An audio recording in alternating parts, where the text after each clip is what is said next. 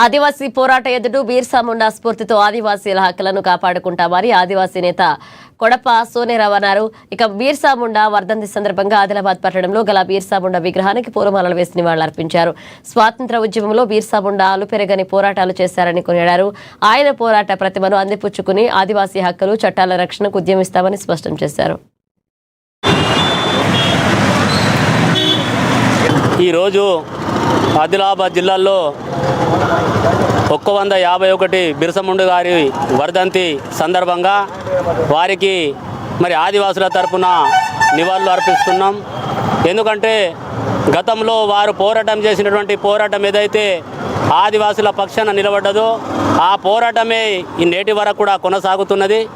ఆ పోరాటం అనేది ఆనాడు బ్రిటిష్ ప్రభుత్వంతో వారు నేషనల్ ఫ్రీడమ్ ఫైటర్గా పోరాడి ఇవాళ ఆదివాసుల హక్కుల కోసం, ఇవాళ భూమి కోసం, భుక్తి కోసం నిరంతరం పోరాటం చేసి చిన్న వయసులోనే వాళ్ళు అమరులైనారు.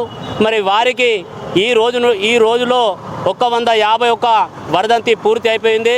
మరి ఈ సందర్భంగా మేము ఆదివాసులం కూడా వారి యొక్క స్ఫూర్తిని తీసుకొని ఈ ఉద్యమాలు చేయవలసి వస్తున్నదంటే వారి యొక్క స్ఫూర్తి మాకు ఇలా మాకు గుర్తింపుగా మాకు ఆదివాసులకు మాకు ముందుంది.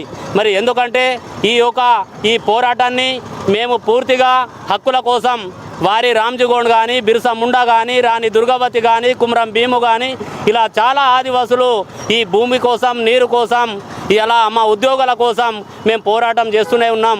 మరి ఈ పోరాటం ఇంతటితో ముగియది.